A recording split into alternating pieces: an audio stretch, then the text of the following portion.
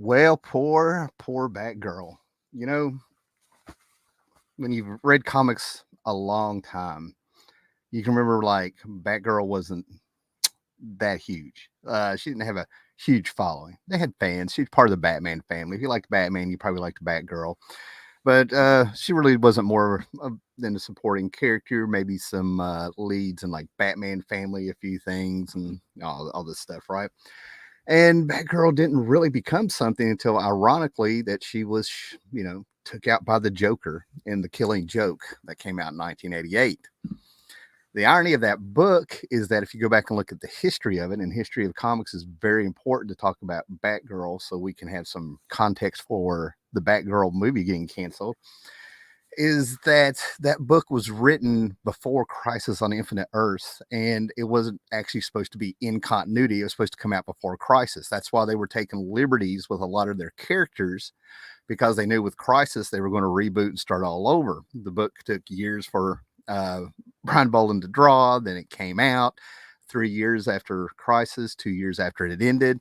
And people played around with it and ended up putting it into continuity. And we got Oracle, where Barbara Gordon became a fan favorite character as Oracle and stuff like that. She represented a lot of things for a lot of people. And then you flash forward years later to like about 2015. I've got an article I'm going to show you here in a minute, right?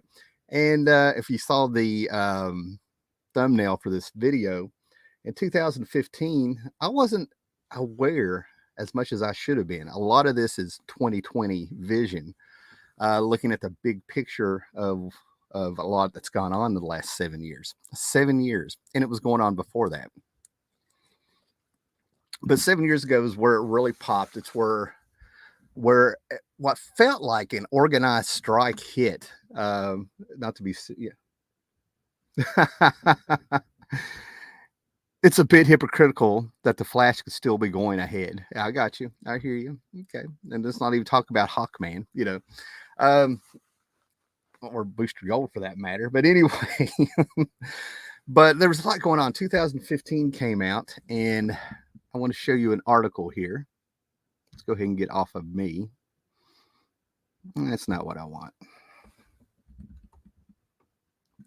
So this is an article that came out in 2015.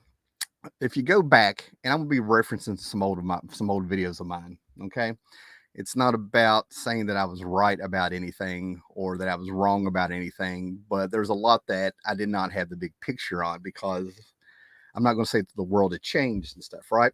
But a variant cover for Batman came out with the Joker on it, and it referenced, it was a callback to the Batman The Killing Joke. And this was the foothold. I and quite a few other YouTubers saw this as censorship. Growing up as I was a little 12-year-old metalhead, little punk and stuff, if you will, we lived through the PMRC, trying to take out and censor music and stuff. And it started out with Dee Snider walking into front of the Senate, Congress, whatever it was, the little boards that they had come up with all the senators' wives and stuff like that. And somebody else came in there, Frank Zappa, I think, but nobody really took it serious until a person who was respected and could conduct himself and had a certain look, if you will, of John Denver, and he was there for, against censorship and things. And it backfired on them. What they agreed to was to put parental advisories on albums, and every album that had that, they wanted that label because it ended up making a lot of money and a lot of sales and stuff. So with knowing history and history repeating itself, all of a sudden this was the first foothold that, what would become SJWs. When I say this, I feel like I'm using a term from like 2017. This would be like listening to things like New Order and just things like that, and referencing disco and 1985 and stuff, right? It feels weird to say that for me, just to be real. But this ended up being quite a foothold. And for people who watch this channel and know, there was a video in this. And in these two articles, I think there's two of them. I printed these out in 2019, 4 years after it happened. I was quoted on this, and they didn't give me, they didn't cite me. Can you imagine being in a publication of Entertainment Weekly online and on Vox.com and people run into my channel and hear me calmly rationally talking about these things in a time where everybody was gaslighting and acting like there was a movement going on and stuff. But this was the first true foothold in comics where we got the mess that we've had the last 7 years. And then what's going on right now is that not only did this start with Batgirl and a cover, but it looks like I would like to think we're coming down to, there's a lot of people very scared because they've canceled an almost complete or near complete Batgirl movie. And reports have been saying $70 million has been spent on it already. $90 million have been spent on it already. I don't care. If you're watching this in the future, there are tons of videos that people are making talking about this. There are tons of videos where people are manufacturing panic for a lot of a certain group and kids and stuff, worrying about like this is just the start, because a CEO has been hired. I guess that's his title, maybe CEO. You know, that's what I'm trying to say, man. This is not the focus, but to me, it's the history and the irony of Batgirl kind of bookending this. And he's coming in and he's remembered what his job is. He knows what his job is, and he knows what a company's job is, and he knows what entertainment's job is. And we're going to start with movies like Top Gun making over $1 billion, and a few other things, but they're saying that it is possible after a few rough years because of a pandemic and stuff and everything like that. But they merged. There was a Warner Brother Discovery Plus merge, and they're putting out things and they're making moves and they're trimming the fat and they're trying to get rid of a bunch of debt. And they turned the Batgirl movie into a tax write-off, which is the right thing to do. Not because I know business, but because it's common sense. Okay, you're going to spend more money and hurt more of your product in the future by putting out a bad movie. And yes, what I read so far as of today, 8/7/2022, the test screens for the movie were not good. And there are people out there trying to act like that report doesn't exist, and it does. And that's one of the things I'm going to talk about. But when this started out, this was a foothold. You can go back, and I want to cite some of my videos and stuff if you want to go back and kind of see the rise of this, that I didn't realize what was going on. I lived in an area where I was around quite a few community colleges and near Virginia Tech, within an hour drive at the time, give or take 5 or 10 minutes. So I would be around college kids where I would go places and the little cons and stuff. And I saw things were changing, man. It's their own little culture. You know what I mean? Like you had the hippies in the 60s. You had the alternative bunch on, listen to alternative radio when music really kind of was the voice for a generation and really influenced people like REM and stuff, right? So I'm going by history and stuff, man. But the missing factor, in my opinion, was how you composed yourself online, what you put out there, all right? Not your character, but your demeanor, right? How people viewed you, not who you really were and stuff. And then being part of a group and things like that. And I'm going to end up saying some harsh realities, some harsh things that I have seen in real life, right? So this channel actually got a little bit big in 2015 and 16, right? Before that, we were a comic book community. Everybody knew each other, and we had like common goals, common interests, old guys bringing in young people starting videos because they were watching people doing things. We would refer to each other. And then all of a sudden, there's this one group that went after a guy named Don Comic Book Junkie because he made a joke about his wife making him a sandwich. And then all of a sudden, some of these people that had been making videos for less than a year. The big one I remember was a girl named T-Rex and all this stuff.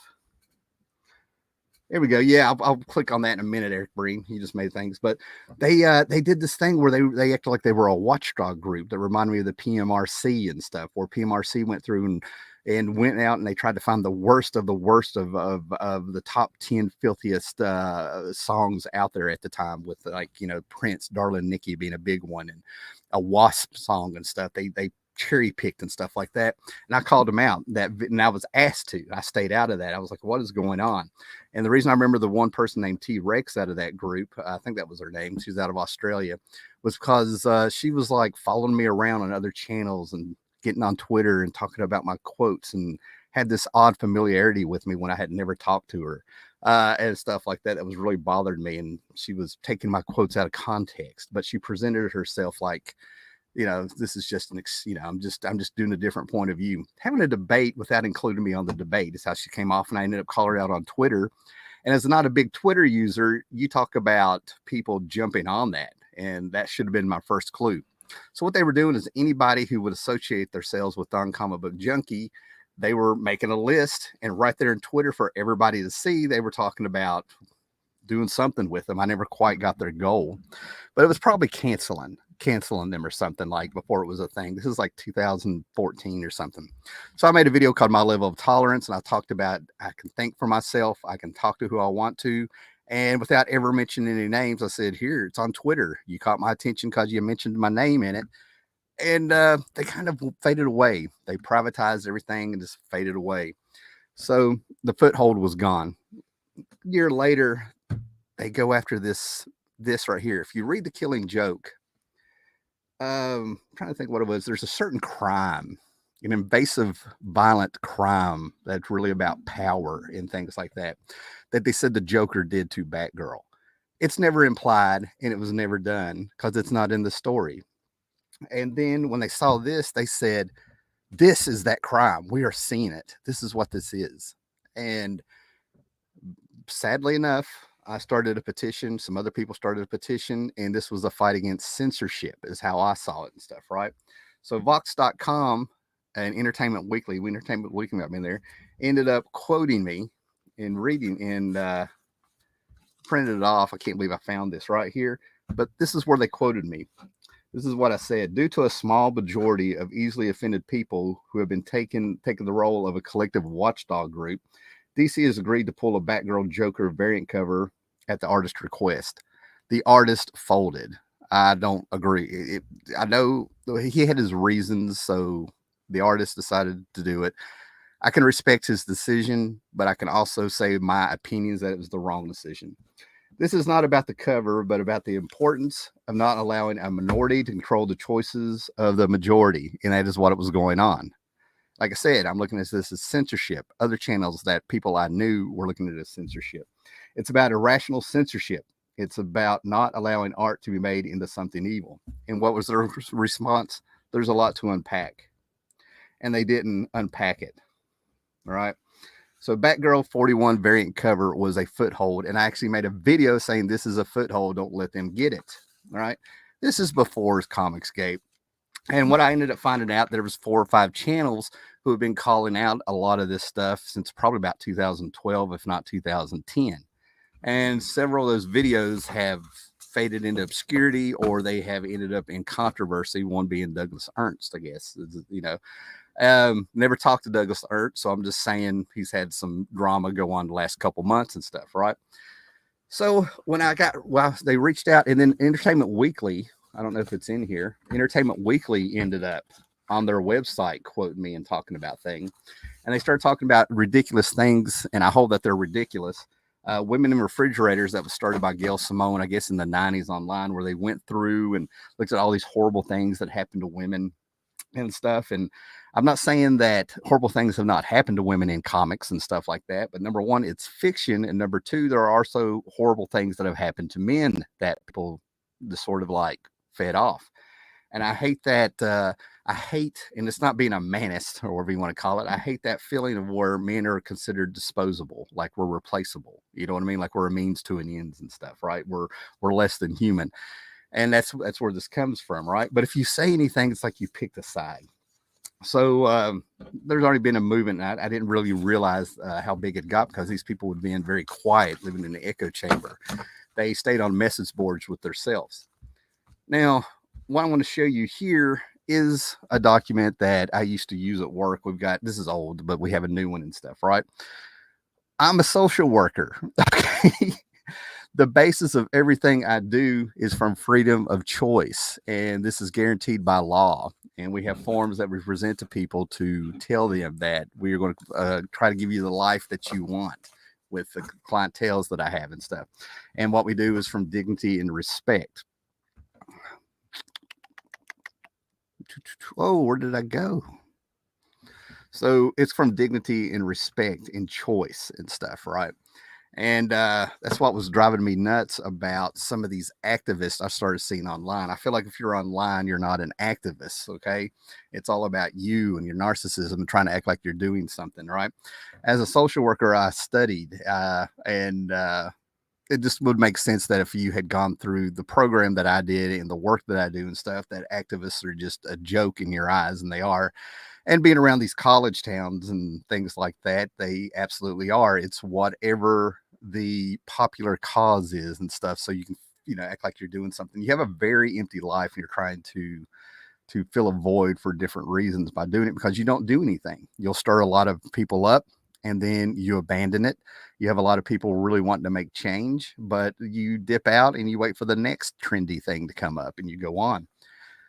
Being online apparently made things worse. So now it's a situation where there's a tons of activists out there, and if all the social media disappeared tomorrow, you're no longer an activist and stuff. And that's why I made a video a couple weeks ago where I was talking about this cultural war is not real, because I'm going to reference two things. In that, I said a minority of people telling the majority what to do. That was a variant cover. You had a choice of a regular Batman cover or that Batgirl cover or another Batgirl cover. You did not have, you had a choice. Everybody had a choice. Now, there's roughly, I don't know, this is off the top of my head, 300 million people in the country of America. Okay. All right. And there is no way in the world, common sense will tell you there's no way 300 million people, 290 million people, 250 million people, or even 100 million people were on board and supporting this, because A, they don't care, B, they didn't know about it, C, they don't live online. And I can go all the way through the alphabet going through that and stuff. So yes, they were a minority of people, but they wanted to act like we're making changes and we're the majority, we're right, and all this stuff, right? It's wrong. That's one of the reasons I was like, this is crazy. But I quickly started getting messages. I quickly started meeting people who recognized me from one video I had that went viral, I don't know, a year later or something like that, after I saw everything that was going, after they got the foothold with the Batgirl cover and stuff. And I tried to understand them. I wanted to hear the story. Talk to me. Tell me about your cause, doing what you're doing. And they didn't. They were actually kind of Moonies, if you know what I mean. It was actually cultish. They were repeating things they said. They didn't have an original thought. And I'm like, oh, you read a book. Zero life experience. They did not have a face for their cause. I can go on and on and on, and I'm still trying to go back and forth. Meanwhile, I'm getting messages sent to me, DMs sent to me and stuff about what I should be having on my video and marginalized groups I should be talking about in comics. And if I don't do it, there'll be consequences. And those videos are out there that I've talked about in the videos. If you go through my videos in 2016, little 17, every now and then you're going to find one where you're like, oh, that's what was happening and stuff, right?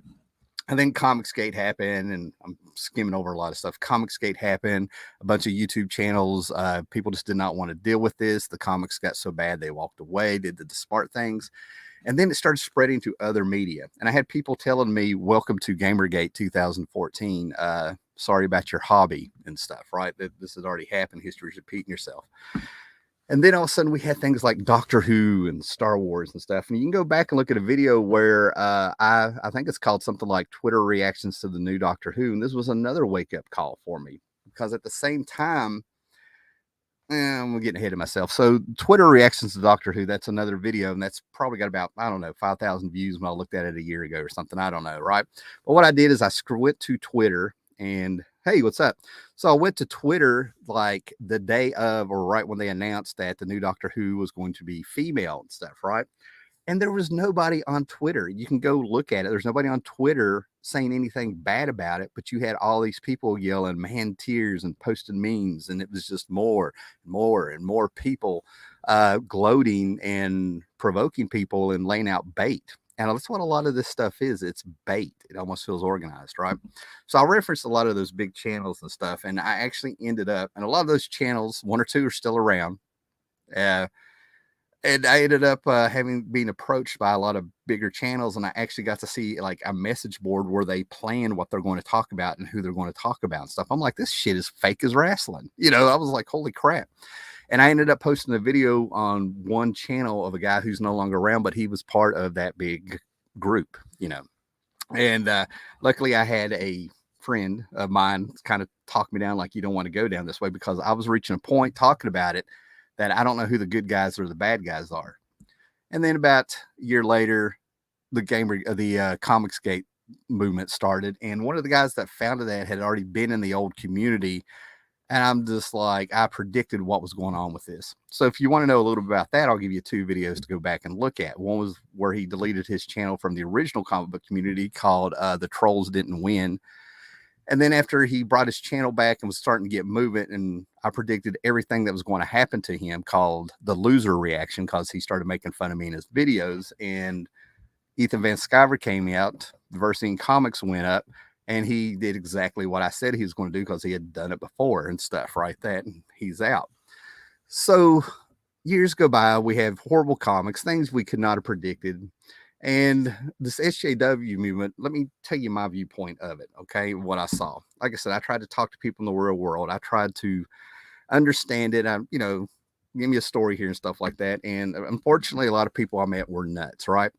But there were people who, I want to say it was like SJW 2012. There were people who were rational. There were people getting in the mix, and I think they were realizing things were changing. Maybe they felt like they were surrounded by wolves also and stuff. But there were people who did believe and know that there are injustices in the world, and they were actually coming from a sane, rational place of wanting to make things better. And it's like that got hijacked. So my heart does go out to those people who really wanted to do good, and it turned into like a pop culture thing and stuff, right? So I started realizing over the years, and I've talked about it on the channel and all this stuff. Like I said, I'm just kind of skimming history here so we can get to the present and stuff like that. But we had retailers like turn on Marvel and face them and stuff like that. We had YouTube channels popping up. And then you can go out in the real world, and there's people who had no idea any of this was going on. That's why I think it's a fake war. And as I said, not to rehash my video that I made a couple of weeks ago and stuff like that, there are people now profiting off of this. All this activism stuff that spread out into the real world and made the news because of who the president was and all this stuff, it started coming out over the last year of who is making money off of it and stuff, right? I mean, that sort of takes the way out of it. And the attacks I had people going after my channel. I would be doing live streams, and they would flag me during the live stream. YouTube would take me down, and it'd be weeks before I could live stream again and stuff like that. And I tried not to bring a lot of attention to it, you know. So for my sanity, I guess, not sanity, but just to kind of not take bait and not to let other people control me and stuff like that. It's one of the reasons, like, didn't really put a lot of effort into a lot of the content I made, amongst other things and stuff, right? But I still paid attention and was seeing this stuff. And then I would fall out, come back and be like, holy shit, are people still saying the same thing? It didn't really evolve, but people are wanting to keep this fake war going because they have products to sell, and it's they're getting YouTube advertisements and they're making a profit. Who can blame them? See, I don't slight them on that. I just report it like a weatherman. It's raining outside. I didn't make it rain, but it's raining. You get what I'm saying? Oh, let me block this. All right. Uh-oh, bots. Yep, I hear you. I blocked them, man. So anyway, we go forward here, and I've been seeing, like, there's been things where they're saying the same thing over and over and over, and I'm like, it just amazes me all the mileage that's come out of this. But of course, we've had pop culture franchises and stuff over and over and over getting destroyed, and this marketing technique that I had to be convinced it was a marketing technique of attacking the fans and telling them how horrible. And the truth is they don't want knowledgeable fans over a certain age, because we can call this stuff up. We can reference things and tell them why they're wrong. And it was just ridiculous. And it was still like, maybe it's not for you.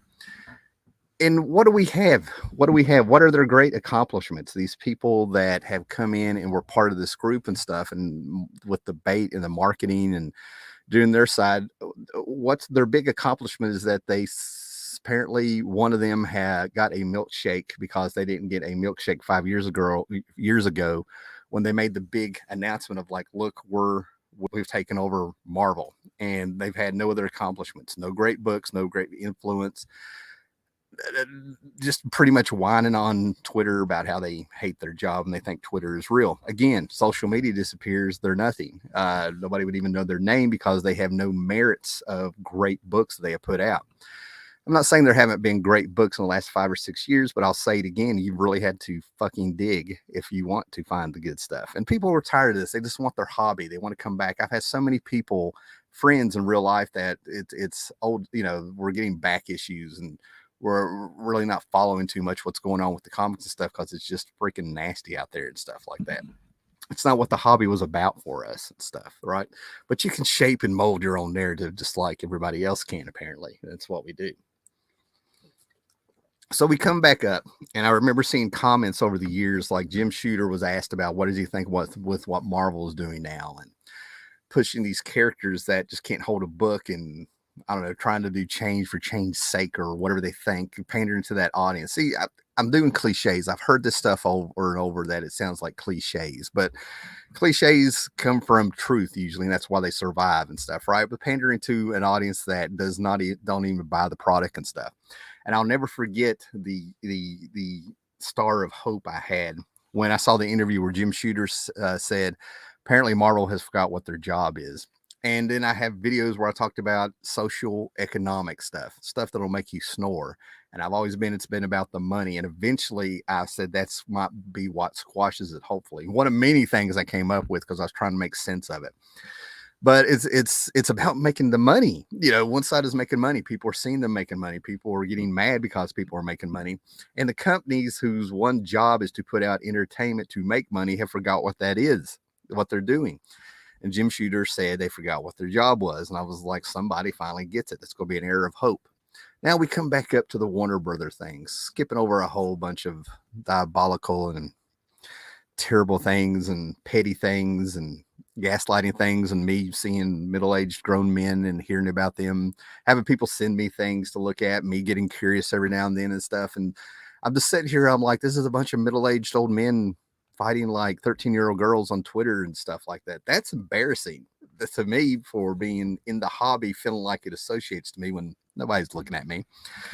But it's that feeling, like if I try to introduce people to a comic like I used to and stuff like that, this may be what they found, and they'll be like, what did you get me into? And I'm like, I know, I should have warned you or something. How to explain it. There's also a point in time where I think I made a video where I actually told somebody about what was going on with Comicsgate versus anti-Comicsgate, and they just kind of looked at me, and I'm like, I know, it sounds ridiculous, doesn't it? And that was like at the pinnacle of it stuff. You know, a muggle who didn't know anything about this heard this and was just like, that's crazy. And I was like, yeah, I know. All right. So anyway, we get back on track here, and all of a sudden we had the Warner Brother merger. We've had a horrible Ghostbuster movie that came out, and they rectified that years later, made another Ghostbuster movie. What was it, last year, this year? I don't know. And then Star Wars is what Star Wars was, and you know, and just all these things we love, and you know, and then if you get online, you have people just like berating you if you want to share a different opinion and stuff, and it's like that. It used to be you could get on here and state your opinion, and people would not try to come after you and control the narrative. Actually, one of the things that I'm seeing, in my opinion, is that there's this thing. I don't know if it's where Harry Potter plays a part in this from reading those books or whatever it is. But the biggest thing that bothers me is that if people type or say something, they act like that's reality. You know, they ignore the facts and stuff, right? And the reality is that if you don't make money, your company's not going to survive. And I'm surprised it's been 7 years. We are all hearing about this company, IDW, and this company over here, and this company over here. Profits are down. People are leaving. You can tell there's something going on. They're circling the wagons. There's been lawsuits and stuff, even with Alex Jones to Mark Waid and all that stuff like that and everything like that. Right. Great drama for great videos and stuff. Right. But I've been very happy with the Warner Brother Discovery Plus merger because the CEO has come in and he's trimming the fat. And now people know that this guy is saying that, I think his big statement is that it's my job to keep a company going, not yours, which is why he's not listening to anybody. And he cancels this Batgirl movie. It started with that Batgirl cover that I showed you with the Joker back in 2015. And now it looks like we've got a bookend where there's going to be some kind of change. And maybe I'm going to talk about what I think the change will be. But I've used history before, and I was in the ballpark, if not right, and it's not about being right, but I'm just kind of juiced. But the CEO is coming in and he's trimming the fat. He's canceled some kind of CNN app or something, I guess, that was just blew everybody away. And then this Batgirl movie. And now there's all kinds of videos that I've seen and stuff where they're just sort of like, DC is next. Okay. When you go to the website, it's not DC Comics, it's DC or something, or whatever, right? They've taken the word comics out. And then people's worried about they may have been canceled. I don't know. I really haven't looked at it in about 2 days, I don't think. but they're worried about the CW shows. They're worried about the HBO Max shows. I know there's HBO Max layoffs that have happened or coming. A lot of shows that are coming out, and I'm going to tell you, I'm going to be sad to see Doom Patrol go. Doom Patrol is a show where it's got some of that identity politics ideology in there, and it's either balanced or you can edit the show to where it's out and you wouldn't miss it. I think people miss that. It's like you can tell this stuff is shoehorned and inserted and stuff, right? So there's a lot of things that people are scared of that may be irrational and maybe real, but I'm gonna go back to what I talked about to begin with when these people first showed up around this Batgirl thing and really started coming out. And you could actually look back on it in 2020 and be like, was it organized? Did these sites and news, entertainment news sites and stuff have a heads up they were going to do this with the comic book to make marketing? It's rational now after all the crazy shit that's happened after 7 years. I wouldn't have thought it then, but now I'm like, for all I know, they did. They all went to college together or something. Who knows? They read the same book their first semester of college and knew everything. So he's coming in, trimming the fat. If the DC, to me, these are just movies and stuff, and I really do see a trend in the superhero movies going down a little bit. Quality, burnout, interest, a lot of things. Everybody likes to try to find one thing to bottom line with it and stuff, man. But it's like Westerns. I've said it before. Westerns were the huge movie makers and the TV shows that they had TV shows that lasted decades and stuff like that. They eventually just sort of faded away, and culture just changed. You know, the actual real pop culture and entertainment and things changed and stuff. The world changed. There was new things to pull from and everything. Science was happening. Johnny Quest was happening. You know, things like that. Things that were actually looking towards the future and stuff. Yes, I do consider Johnny Quest being a little footnote in pop culture history of helping the change come, you know, because I love Johnny Quest, and they did research getting science magazines about ships and stuff and science and things like that. They were going to be trying to, how they kind of visioned the future and stuff. That's why you can go watch the cartoon and see their ship and stuff like that. Anyway, but the future was looking going forward and stuff, right? And that's kind of what I think eventually it has been. I'm not the only one to predict that. It's just how things happen and stuff, right? But by trimming the fat and not looking at this stuff, what is profitable, what is working, and not really being influenced, this guy has the power to do it. And I would hate to see Doom Patrol go, but if it's going to be for better shows and better things and a better direction in the future and stuff to rejuvenate this stuff, it's time for comics to have that Top Gun success. Comics used to sell 100,000 comics a month, every month, or almost every title. When they dipped below that, they would go, you know, that's the range. Okay. I'm in the ballpark and stuff, right? But this stuff has been talked about over and over and over. It would be great to go back to those days. Or we could be seeing for reality after what they've done over the last couple years with their comics and stuff. That's why people are actually scared. Now I'm talking about the people that supported the inclusiveness and everything that they were doing over there, the ideology that they were pumping back into DC Comics and stuff like that. The people are scared because they know this stuff doesn't sell. And now they're trying to use the words again that they say out loud to change reality. And the reality is that your comics have sucked. And now you have this new CEO. And can you imagine going up to him and explaining what's going on in your comics and why you're doing it? So I think the stuff is far from over, but I think the change is definitely coming because we have somebody in charge that expects to make a profit to get them out of a huge amount of debt they inherited with that merger. And that's what they're putting out publicly. That's not speculation. That's not a guy sitting here thinking he could run a company from his little comic book room and stuff. This is what they're saying they're doing. You know, it's a big, huge tax write-off. And there's just people these people get on. I just can't imagine it and stuff. Right. So the irony of the reason I wanted to make this video is sadly, last night, my wife and I were outside of our house out in the backyard on our little cement deck, if you will, and stuff like that. And we weren't out there 30 minutes before we heard this big screeching. We heard this big sound, a big screeching of tires and a thump and the wail of a dying dog. And that bothers me. I wanted to run out there and I was just like, no, I don't need to see it. And it wasn't our dog and stuff. Right. And, so I'm sitting here and I'm like, wow, that sounds like what I've been hearing online with Batgirl getting hit and stuff, right? So here's what I'm kind of predicting if we go back. Now, sadly enough, like I said, there are people who have, hopefully the people will be able to find something out there that they can put their focus on that actually do want to help with the problems of the real problems that are out there and stuff like that. I hope they find a place. But what I'm also predicting is that as culture changes, if WB sets a standard and this gets followed, and there's a lot of ifs here, right? But if they end up coming out of that debt or making profits or doing whatever, another bot, I'm predicting that other people are going to be like, they're making money. We need to make money. What have they done? And they're going to start looking at all that. And that's going to change things. It's going to be what makes the money. Now, we're bringing in a little bit of greed, and it is, of course, a company's job to make money so people can make, that's what they do. So yeah, you can go back and forth on that, but hopefully there's like a lot of creativity where they take chances again and stuff, right?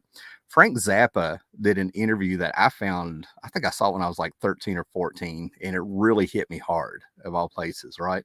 I'm also a big, huge music aficionado and stuff, even though I haven't played in a band. I was a bass player, and I haven't played in a band since about 2012 or 13. But anyway, that's why I do a lot of comic book with little symbolism there, comparing the stories with comparing comics to like punk rock sometimes and stuff, right? But anyway, Frank Zappa did this thing where he said that in the 60s, music really got creative and stuff because it was run by a bunch of suited up old men who smoked cigars. It was like, I don't know, put it out there, let's see what happens. It wasn't until later when those guys retired and then these new guys came in, these guys who were young and hip and they knew what the kids wanted because they read a book, they went to college, they hung out with them, that music went on a bit of a decline because they didn't want to put out things to see what happened. They were like, they didn't like it, you know what I mean? They didn't get it and stuff, right? And that's where we're at now. A bunch of young kids have come in and have replaced the old guard. The old guard understood that, let's put it out there, see what happens. They didn't act like they knew it all.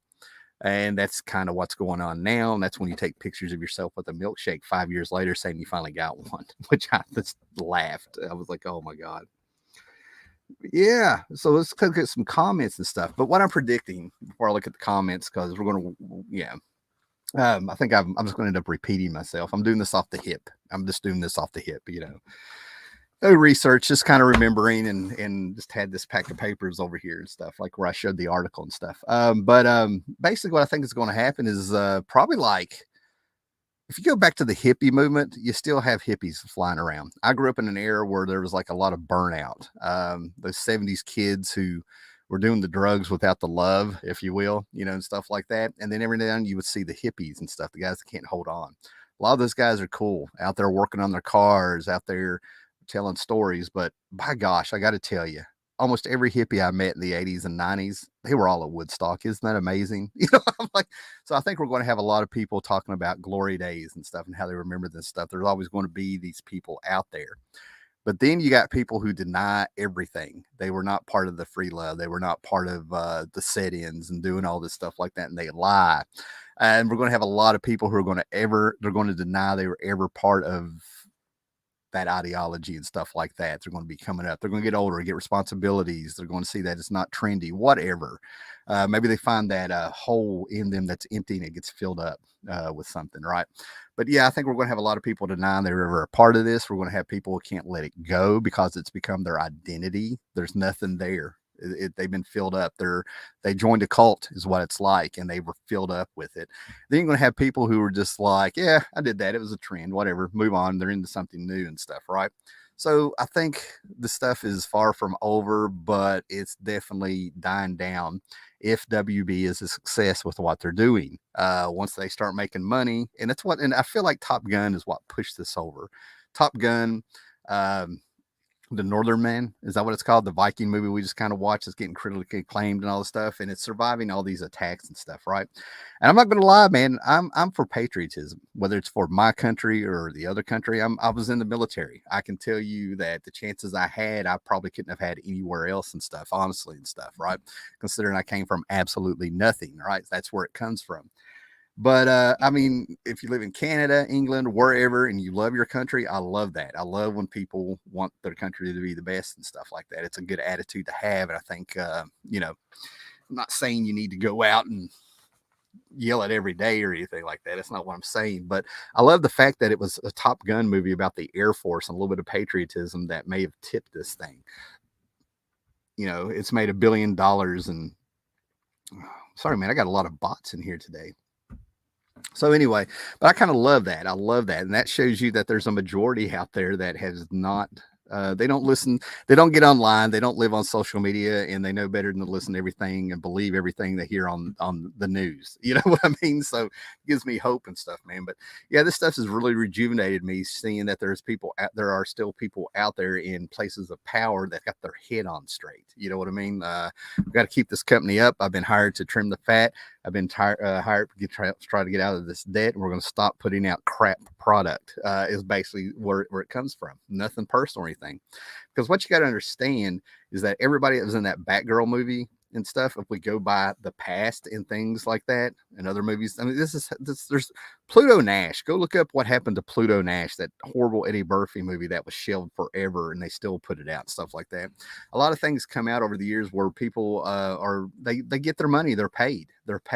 And sometimes they're kept in mind for projects in the future and stuff. So it's not the end for a lot of those people, and maybe it is and stuff, but you know, the world has changed and stuff with the inclusion of the internet and stuff. I guess it depends on how they conduct themselves and stuff, and how this CEO wants things to. Maybe there's non-disclosure agreements, maybe there's payoffs. I don't know, man, but I think it's good stuff. But like I said, I'm cracking up personally that it started with Batgirl and it may have ended with Batgirl. Let's say it again. The band censored artist took the knee cover of Batgirl. What is this? 41 in 2015, and here we are in 2022, and it's a Batgirl movie. Man, that's awesome. Let's do some comments. I've been talking a lot, man. I had a lot to say for a change. Of course, we got John Jones here talking about the Flash when I was talking about Crisis on the Earth. Eric Breen, and even earlier precursor was the 2012 X-Men title with all women, and they were touting that. Finally, all the characters were completely covered up. And Eric, I don't know if you saw the beginning of this, but I was talking about things being high sight in 2020. I thought this shit started in like 2015, and over the years, I realized this was going on a long before. So you are spot on. Like, that's just one more thing to look back for me with 2020 vision, because there's a point in time I tried to get away from this stuff. Oh, Tylox is here. Yobe Comics is here. What's up, brother? Get Yobe Origins published by Anarch Press at your local comic book shop today. There you go. We got a guy putting out a comic. There it is. Check out his stuff. See if you like it. I also like how he is unapologetic about that plug. I am cool with that. Yep, the bots are here. We have a lot of bots. They want new fans and to dictate the lore for them. Yeah, and it's not working. It's not working. There are people that are falling for it, and there are people who probably do like this stuff legitimately. But to me, they don't know better. This is what they've grown up with. I mean, we're going over a decade. I mean, there were people who were making YouTube videos that were like 8 and 9 years old when I started. You know, they're in their early 20s and stuff. So what they've grown up with is completely different. The Ramones used to talk about their show. I think it was Johnny Ramone, and they were lucky enough to say they saw the greats and how they performed on stage. They even noticed how they walked out on stage professionally. And then some of those bands, you know, we know the big ones have lasted, but some of those bands, kids that were coming up didn't get to see those bands. So the Ramones were able to pull from that, and that's why they were able to look great. They were able to pull from the greats. These kids don't have the greats that they grew up on like a bunch of us did, or we discovered afterwards and stuff because of reprints and people talking and everything and actually reading comics and stuff, right? And then I've seen some of these kids, when they see the greats, they look at this stuff and they see stuff like Neil Adams and John Byrne and all this stuff because of the comic book movies and the speculation, and they're finding this stuff, and they actually open their book, they're blown away, and they don't know why. It's because these people knew how to make comics. What we got here? I think they're finding out Twitter activists are a tiny group and they don't buy the product. I have said that from the get-go. It is documented I mean, that's what I'm trying to say. It's not about me being right. It's just that I feel like I'm a little bit vilified with what I'm saying, and it's documented in my videos and in a Vox.com article and an Entertainment Weekly, even though they did not freaking cite me in that. You know, I'm telling you, they didn't cite me because they didn't want my platform to be a guy who is rational and is a social, you know, somebody that's informed, social justice, pop culture, social worker. It's no. My opinion is, if you want to help the world, go get a freaking education in social work and change things from the inside. I was there for all of it, Howler. I did YouTube under Rebel Comics. That was it. I mean, I remembered you, but I couldn't remember. Knew you through the Great Legend Show and decided to make my own book. That is awesome. That is awesome. Rebel Comics. I could not remember that. It's been a little while. 8 years later, I'm in comic book shops. The future of comics is the indies, and we keep invading the shelves. Good. That is awesome. Down there on the ground in the trenches. See, I'll hear reports like that. I'll listen to that. Eye-catching covers by top artists with crap on the inside. The old bait and switch. Horror Mike. Yep. That's like again. That's been said before and stuff, right? I know most shops I go to have shifted to mostly mangas. My wife is a huge manga fan, and like she doesn't just buy everything, but we've got, see these shelves behind me, from the bottom down we have that many mangas upstairs, and I've been reading some of that stuff, and it's fantastic. It's full of emotion, storytelling, the pacing. It's an art form. The good stuff that makes it over here. I'm sure they got crap over there, but the best stuff probably makes it over here, is what I think. And that's the way to do it. What makes money, unfortunately. I mean, there's the artistic creative side. People like Jeanette Kahn in DC knew that. That's how we got Ronin, Watchmen, a lot of creative stuff from DC's, because Jeanette Kahn was running a company, but she did understand that she was working with artists who had these minds to create. It's where we got Sandman, Neil Gaiman, Alan Moore, all these stuff, right? So yeah, and it's the same thing with manga. I just found a new comic shop in Connecticut. It's quite healthy, and the people that shop there, I can't ensure they aren't Twitter activists. The convo all the time is anti that stuff. Awesome. I can't assure they aren't Twitter activists. See, that's what I'm getting. I'm seeing the same thing. I think the barnacles are getting scraped off the boat. I really do. I think they're getting bored and they're ready for something new or something. I don't know. Normal people don't understand what Comicsgate and Comicgate even was or is. Yeah, that's the thing. That's why I think it's a fake war. That's what I'm saying. It's real to them, you know, their perceptions. But like I said, there's people on both sides that don't want it to end. That's why it's not a real war. It's profitable for them, you know. A war is one side wanting to defend themselves from an invader, or two people wanting the same thing. You know what I mean? And there's an end to it. They don't want an end to it. That's why it's not a war. It's something else. The stuff at WB's, the wake up call in the industry, realizing that Twitter clout does not translate to sales. Right. See, this is common sense stuff, man. And it's like people are finally seeing it. A lot of us already knew.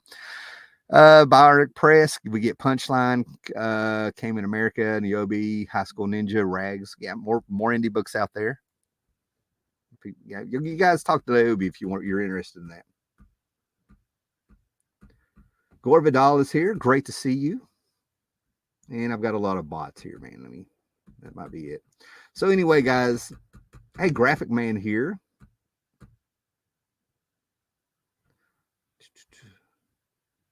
I wonder what I did.